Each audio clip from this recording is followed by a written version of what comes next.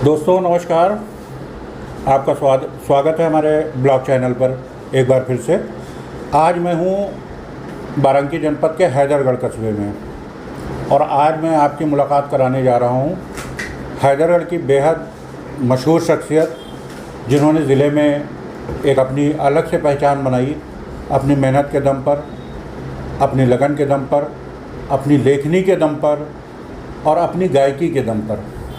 क्योंकि आपके अंदर कई खूबियाँ हैं। आप ज़िले के वरिष्ठ पत्रकार भी हैं,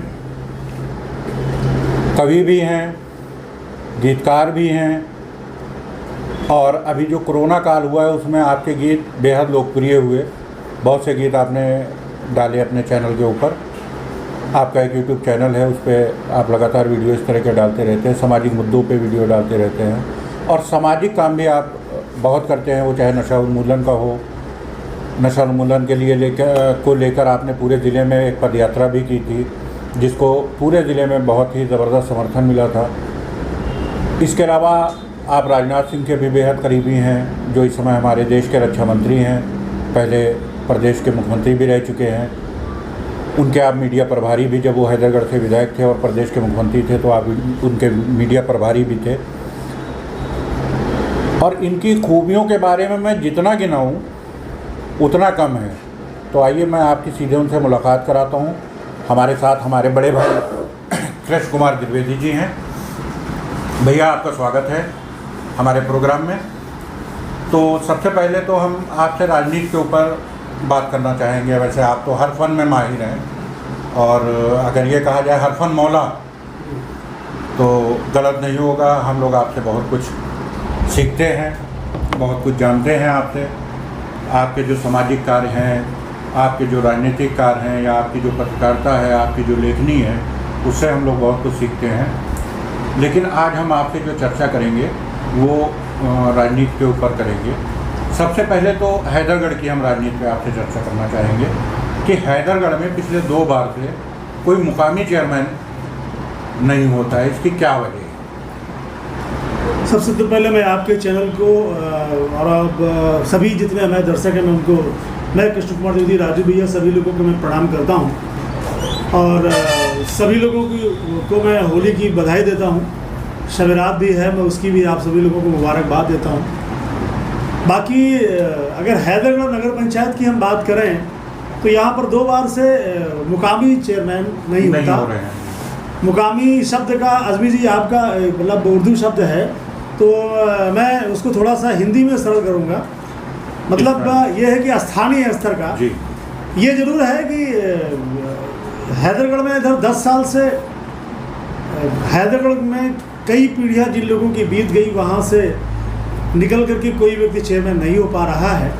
लेकिन ये भी उतना ही सत्य है कि जो भी हमारे आसपास के गांव के लोग हैं या गांव से जुड़े हुए जो लोग हैं, अगर वो हैदरगढ़ में 10 साल से चेयरमैन बन रहे हैं तो उनको स्थानीय लोग ही चेयरमैन बना रहे हैं। तो ये हैदरगढ़ की जनता की उदारता है और हैदरगढ़ की जनता मेरी बड़ी अच्छी है। उसके पास आप जाइए, बैठिए और उससे थोड़ा सा प्रेम बढ़ाइए। बस हमारी जनता ऐसी है कि तुरंत आपको अपने दिल में बिठा लेगी और फिर आप सब कुछ ले जाइए। हमारी जनता हैदरगढ़ के इतने प्यारे लोग हैं कि वो व्यवहार में तो सब कुछ बिल्कुल एकदम समर्पित कर देते हैं। शायद यही वजह है।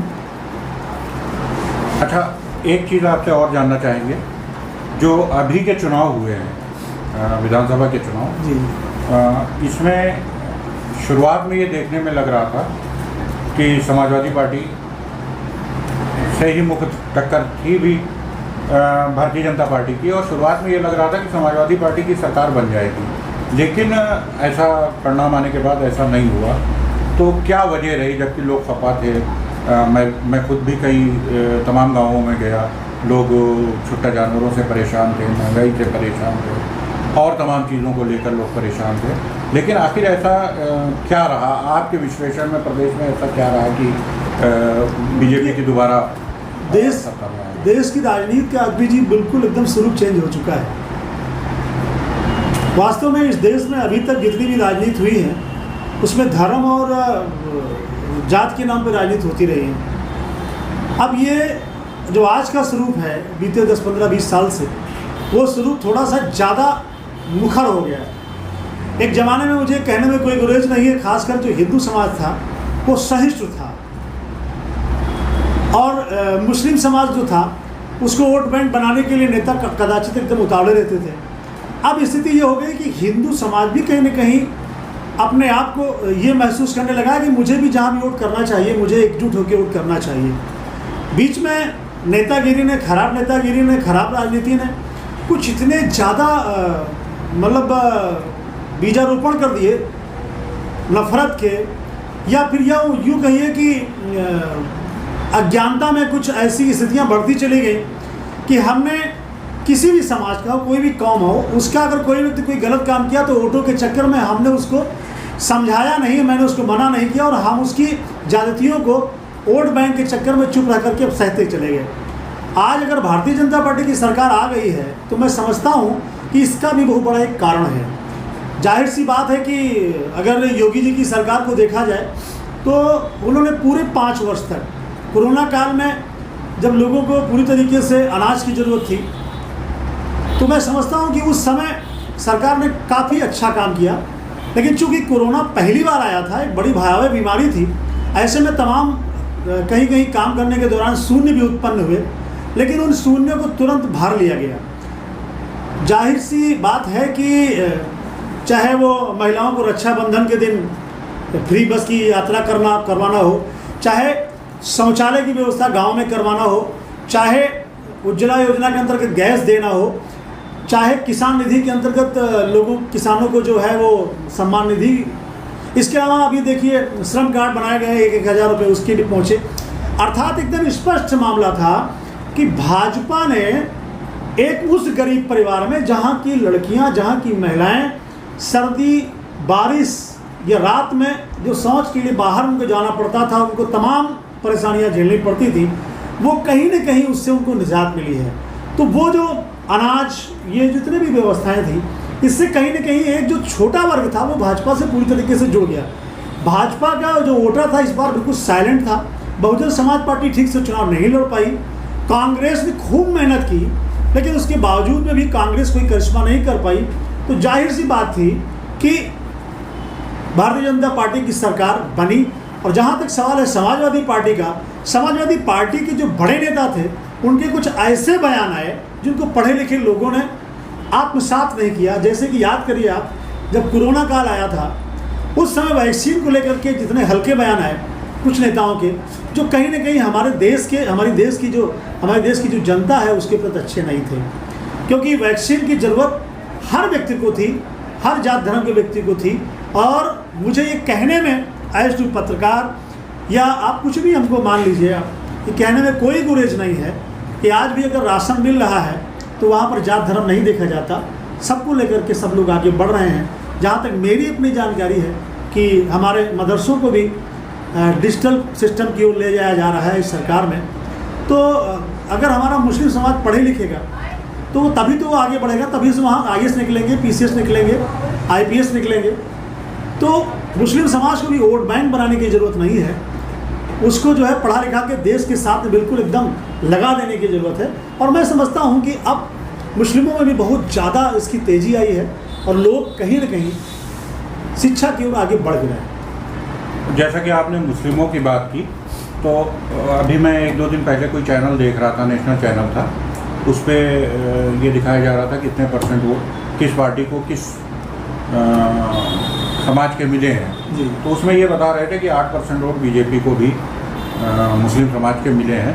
तो जाहिर सी बात है जो उनका काम रहा है या जिनको फ़ायदा मिला है, जिनको उनका काम अच्छा लगा है, उन मुस्लिमों ने बीजेपी को ज़रूर किया होगा।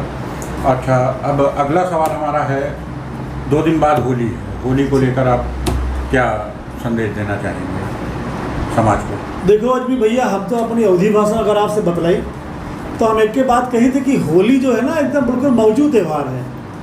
लेकिन अब दुर्भाग्य है ये बात में कि कुछ लोग दारू वारू पी के भांग खाया हुआ है कि बिल्कुल होली का एकदम नशे के त्यौहार बना कर तुले हुए हैं। अब इनके लिए जो है तो तमाम समाज की जागरूक नागरिक है, उनका ही आगे आवे पड़े। लेकिन अब कंडीशन क्या है कि सरकार का भी बड़ा गजब का मामला है। 18 होली है, 17 का संझा का ठेका बंद हो रहा है तो जाहिर सी बात है कि राजस्व भी अंदर होना चाहिए और दारू का ठेका भी बंद है।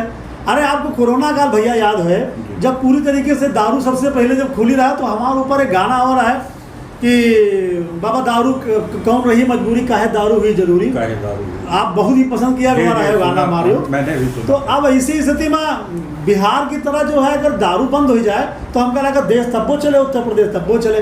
अब लोगों के कंडीशन यह हो गया है कि नशेड़ी की वजह से तमाम अच्छे लोग भैया होली खेलन निकल बेचारे जो है उनका परेशानी है। एक कोनो मिल गया तो के दारू पी करके 5 जने के लपीट गए, को का पीछे से कपड़ा फाड़ डाला थे, को का नोचे डाला था। तो इसी स्थिति में लोग अब क्या करते हैं, घर में बैठा ज़्यादा पसंद करते हैं। अमीर थोड़ा सा डाल वाल के घर ही में पर होली निपटा लेते हैं। तो अगर होली का अच्छा बनाना है तो जो होली का मामला है पूरी तरीके जैसे वृंदावन में होली हो है, लठ मार होली बिल्कुल विख्यात है चारों तरफ से। बनारस में भगवान भोलेनाथ की भस्म होली, उसका भी एक अपना अलग महत्व है। विदेशों में भी होली मनाई जाती है। तो अगर नशा वशा तो दूर है कि होली मने तो बढ़िया है। और बाकी हम तो भैया गुजिया तैयार करा रहे हैं, पापड़ वापड़ जो है घर में बन गया है। सब जने आई हैं, सब जने होली बढ़िया मिला वाला जाए। आप आए भैया? बिल्कुल आए। हाँ। तो दोस्तों ये थे हमारे राजू भैया, और आज इनसे थोड़ी सी चर्चा की गई है, और फिर किसी दिन किसी मौके पर विस्तार से इनके साथ चर्चा करेंगे।